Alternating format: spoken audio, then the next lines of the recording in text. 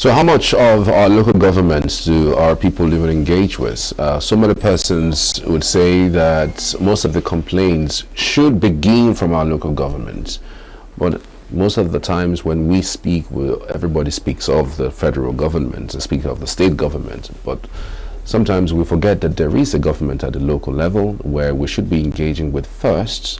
That particular bad road in your locality should be taken care of first by the local government, not the state or the federal government. That market that seems to be very dirty, that unpassable road because of dirt, should be, cleared by the local government, not the federal government. But then how much of that do you think that our people even engage with?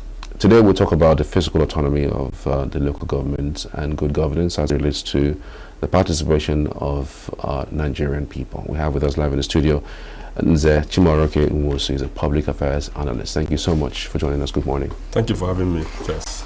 Yeah, good morning, Nigerians. The issue we are about to talk on is a very crucial matter, very critical to the development of the country and any nation, so to say, in the world. Because when you know Nigeria run a federal system with a three-tier governance structure, the local government, the state government, and the federal government. But unfortunately, because of the high-handedness, the usurpation of the local structure by the state and federal government, people at the grassroots level, which is the local government, do not know that there exists a government at their backyard or in the front of their yard. So most times, everybody look up to the Abuja structure or the state capitals, without knowing that there's a government beside you, before you, or behind you, which takes care of your immediate environment. And this government is powered by law. The same constitution, the same law that the federal government is running, is the same constitution that the local government has to run.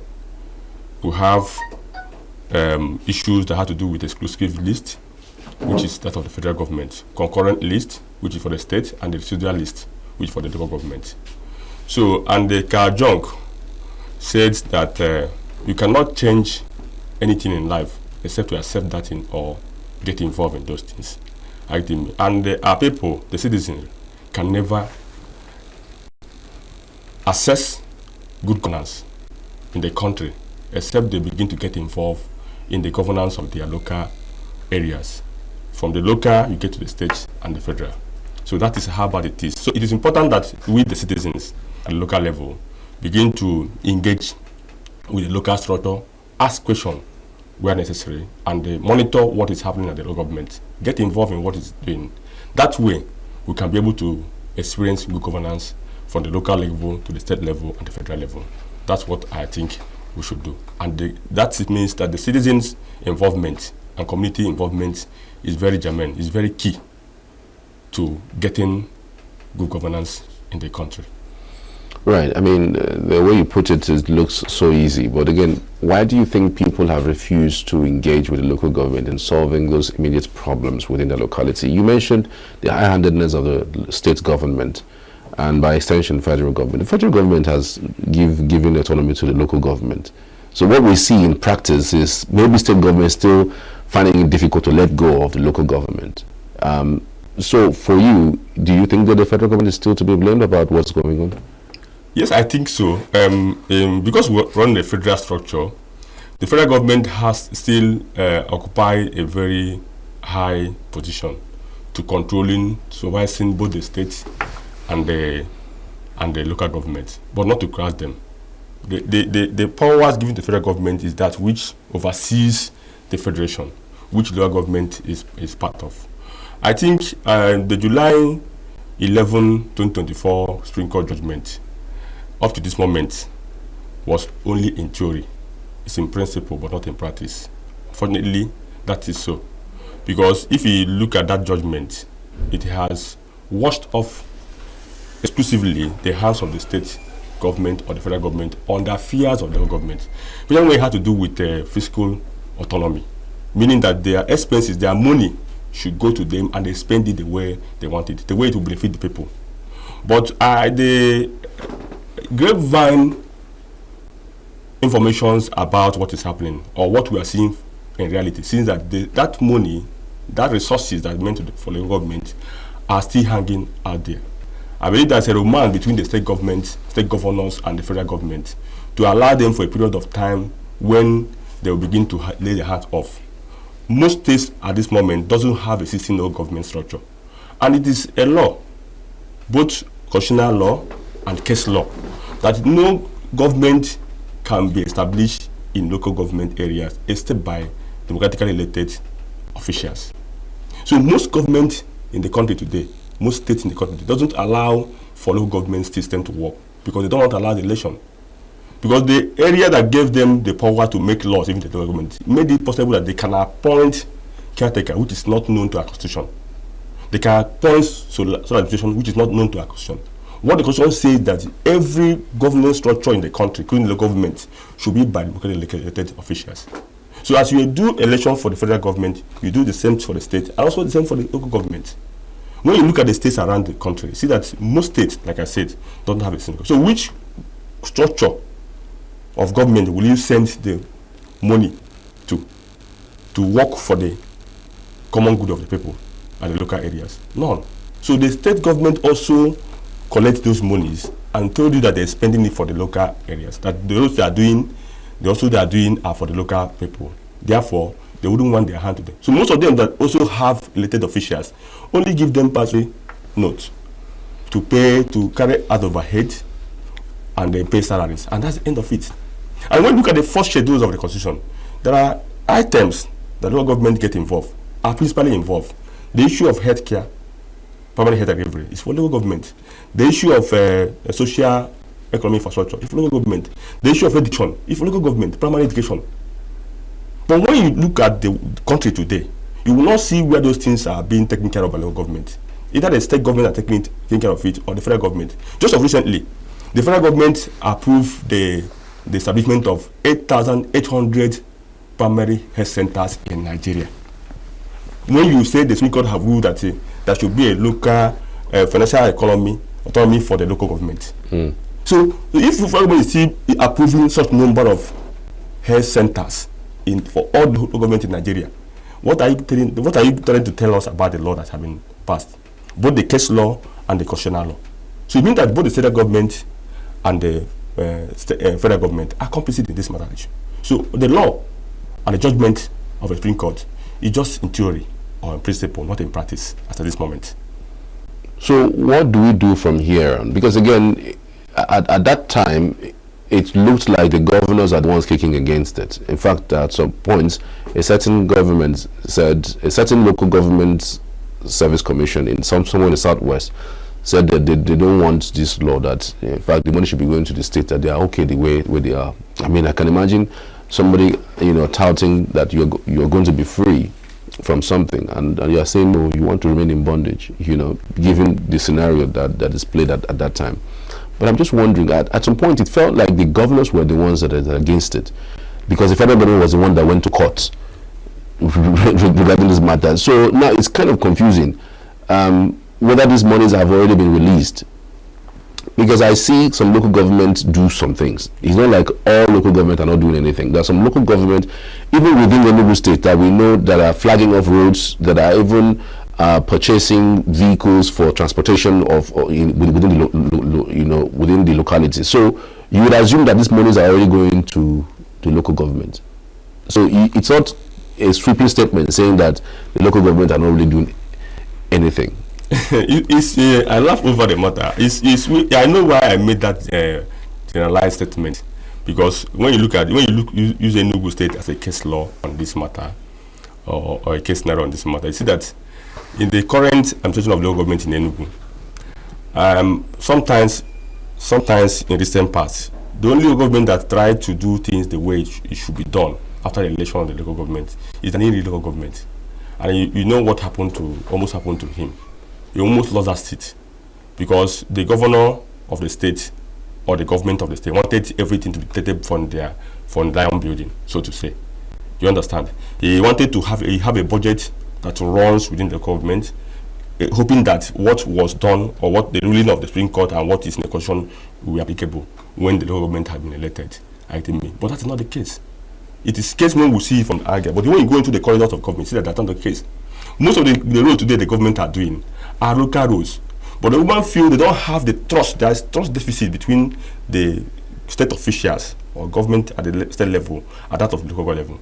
They see local government officials and leadership as those people who are coming from nowhere, who want to come and make from what the public good for their own personal good. So for that reason, they are very careful about releasing the entire resources that belong to them to operate. So if up to this moment, the structure of local government had not been set up in the entire local government in Enugu, when I mean the structure, you know, as you have commissioners in the state, so you have supervisory councillors in local government. Aside the councillors that are elected to make the laws, you still have supervisory councillors that carry out the day-to-day functions of the local government activities. But up to this moment, none of those supervisory councillors have been appointed in Enugu State. So in that regard, will you tell me that particular local government council are operating? That's how it's no. Because they will not appoint it except the governor give approval to their list. From A to Z. Go and make your research. From A to Z in local government, no one have appointed even chief of staff, so to say. But the structure you have at the federal level should be the structure, maybe in a small size, what you have also in local governments. Recently, the federal government brought out the list of those who they will put in their payment rule from the federal government. Those councillors, vice councillors on health, on education, on works, and what have you, are the people that are supposed to receive their salary from the revenue source. But because these structures are not already there in the state, who will raise the money to? So I'm only calling out Enugu because we are here in Enugu. Enugu is even better. That when they collect the money from the federal government, they use it as doing something that you are saying, the eye can see. But what about other states who doesn't have any local government structure at all, who are not even doing anything at all? All they do is that when they collect the money, they share it with the so-called stakeholders, and that ends there. And that is why we are calling for community involvement, participation. If we begin to create what we call community development associations everywhere in terms of pressure group, who will go to the local officials, local government, whether they are empty, and begin to ask questions, the media will come into and carry it. The world will know as yet what we are seeing here, or what we heard, what we have been told, is not in reality. It's not happening. When we are kids, I see the issue of this livestock, whatever. I see local government officials, those are in public works, who come to our village then to try to make people to stop them from allowing their heads, goats and sheep, whatever, to destroy people's farm or whatever. If they see it, they catch it, you come and bail it with small money in local government. That's how they make their money. I see them doing small cottage roads. That's how they make money. I see them giving contract to clean the market in the community, collect small money. That's how they make money. But today, is it happening again? It doesn't happen. I see them come for healthcare, sanitary inpatient. When they want to come in a village, people will be running to clean their kitchen, clean their compound, keep everything clean. That's the little residual law that the government are enforce. You cannot come from federal government to come and enforce such laws in the local areas. But it's not happening today because there's no money to pay those people. The forestry guards are local issues. If the federal government, the segment carry everything, how do you think that it can happen that the local people can feel the impact of the governance? It won't happen. Where every local government official or chairman and vice chairman, they are living in the state capital, in all the state of the federation. But their own local area, which are supposed to be custodian or whatever, are not safe for them. There is no amenities there to enjoy. I was going from one local government the last Saturday. I saw a very magnificent building of local government headquarters. They say it's chairman's lodge or whatever. But nobody is there. And we're taken by grass. Very beautiful house. Are you telling me that if there is a social amenity around that local government, around that area, maybe light, water, and what have you, security, that the chairman will not live there, like the governor lives in the government house? Chairman will live there, and that will make that area busy. Businesses will thrive in that area. People will want to live in the community and operate area. But because everything is centered in the state and the federal, the people who are supposed to be the beneficiaries of the government democracy we are running in Nigeria are bearing the brunt. But why is it difficult for governors, year in, year out? I mean, governors should even be the one championing this autonomy. Why is it difficult for governors to let go local government administration? It is difficult for them. When you look at the revenue structure, sharing formula, You see that the local government has more, cumulatively, has more percentage than the state. Because most of the work we want to do, tell us the truth, we want to do in the state, reside in local government areas. Absolutely. So for that reason, governors, if they are working on the percentage they have that are allocated to them as a state, they will not be able to do a lot. These free bills, free jamboree they throw or whatever, they will not do it. Oh, really? And I remember in 2003, the first election of this Fourth Republic, 1993, in my local government then was where I come from oil producing government in Imo State. We have more than 28 oil wells then. Our local government chairman at that time, somebody Wakwe, who is running from the ANPP. Then you don't mind the governor of the state that time, also from PDP. It's like behave like a TV, the state governor, because he controls the structure, the sources of the government. And when they go to these joint meetings of the local government and state government, he commands weight because you need him to run your state. So in 2003, when the election wants to come again, the governor is not happy with him, doesn't want to go with him. Well, he needs somebody who will dance his tune. That was why that man did not return for a second term. Because he doesn't want the governor, the state government to encroach into their affairs. And when it comes to the government, everything was working, functional. Is it health-wise? Is it security? Is it schools? Is it markets? Everything functional in that local government. Because of that particular administration. But after that, you can't see such thing again. I don't think you can experience it any other place in the country. So that is what we are going to experience, the lies, if we allow the local government to function the way it ought to function. And the only way to make it function is that the community, people, the citizens of Nigeria get involved in the local areas. Don't live where you are and start looking for where you are not. From your place to the state government or state official are very far. But within your community, within your neighborhood, you have a councillor. It is your right to go to the councillor and ask questions. What is happening? We know that this has been done. What did you do?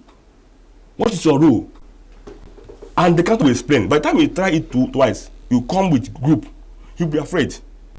He will want to go to the chairman. Before you know it, the chairman will be afraid. And this is the way the government, both at the federal and the state, know that people are interested about what belongs to them. Because this thing belongs to all of us. They'll begin to act rightly. But as long as they have thrown us to the background and feel that we don't feel we will leave them, it's their own thing. Leave them, do their own thing. It's our own thing. We need to get involved. They will never change. So look at the countries all over the world. The local council elections, or what we call municipal elections, are always top on the agenda of the government. You can see what happened in South Africa recently. How Ramaphosa, the president of South Africa, almost lost his majority. In fact, he had lost the majority because he lost the municipal council election, where the government stands for. That's the base of the governance in every country. So if you lose the municipal election, the percentage of you getting to the top is very minimal. So that's why that should be where the people, the attention of everybody should be focused on. Both the federal, the state, and the local. The community should get involved. The people should take ownership of what belongs to them. The governance of the day belongs to all of us, not the people in official. They are our employees. We are the employers as citizens. That's the father. So if your employee is not doing very well, what do? You call him to order. Give him the first of query, which is a verbal query. He explains. If he does not change, you give him an written query. If he does not change again, the third query, you ask him to either honorable exit on his own, by resignation, or you show him the way out. That's the rule. That's the rule. So, but here, we are so docile, so nonchalant, so complacent, that because you are elected people, who possibly most of them are not doing anything before you elect them as your rep or whatever. But when they go there, they will be enter the official vehicle, the Land Cruiser of this world, with intake glasses and whatever. And when you come to them again, they say they are busy. But look at the world where we blow this same democracy. Look at all of them. Some countries of this world, their prime minister, their president run on normal bicycle. In Netherlands, they have neighbors. They live in the street. They operate in tea, coffee house or whatever. They go to work and come back and relate with the community. Get information on where the society is pinching everyone, and they begin to do things that will change the tides in that area. But in the country, it's different.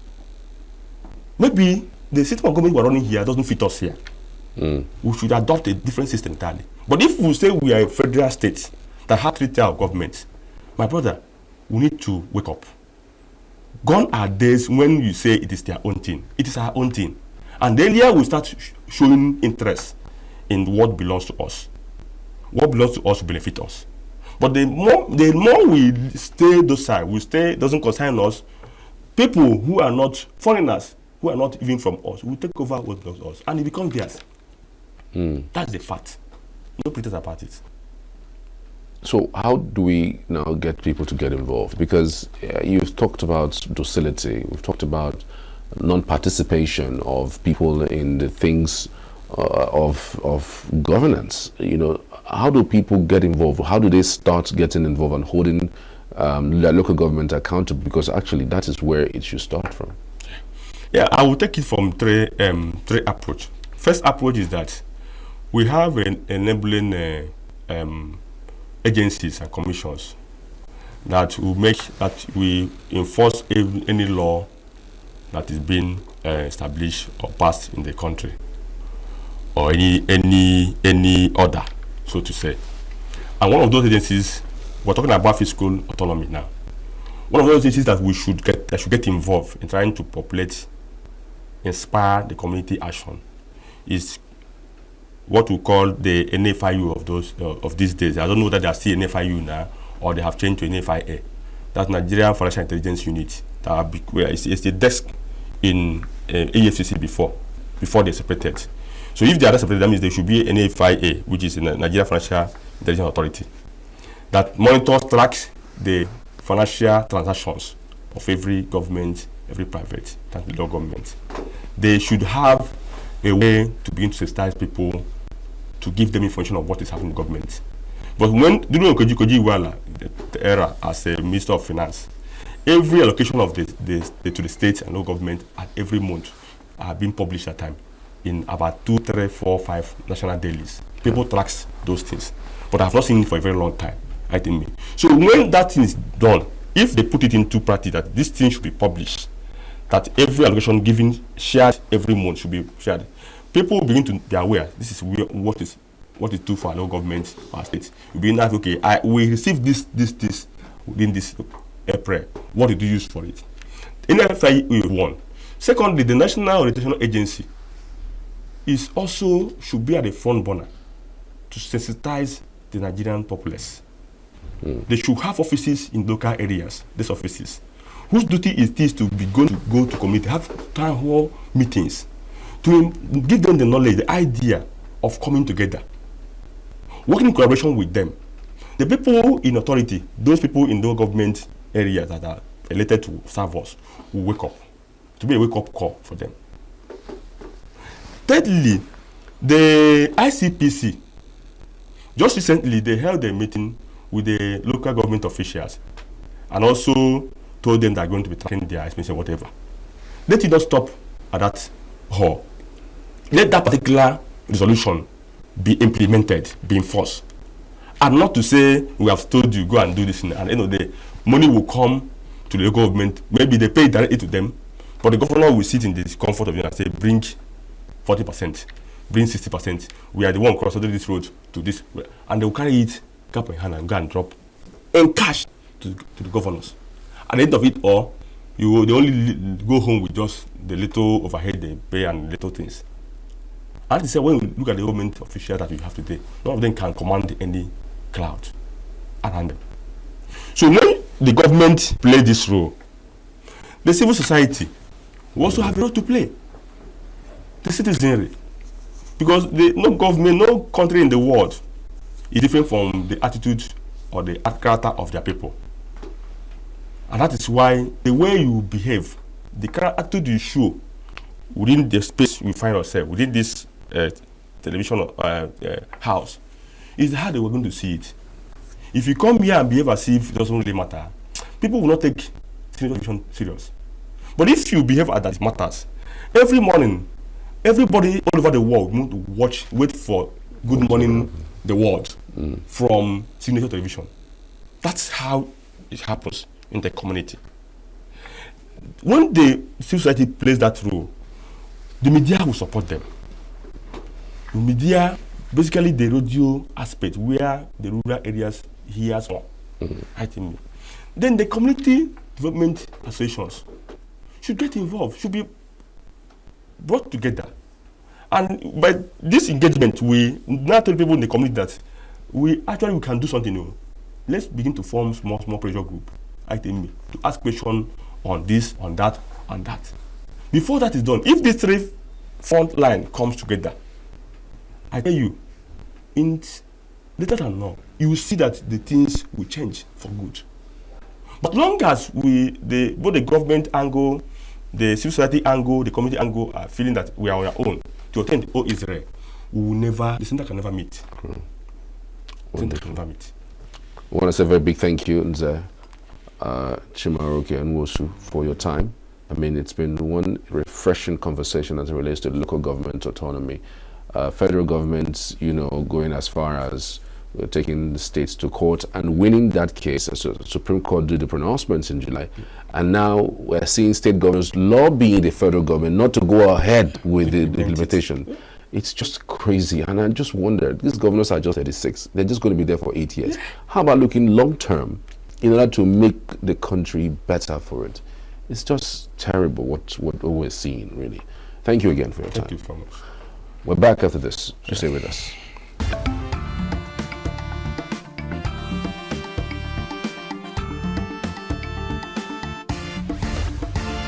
Signature TV, news in your pocket.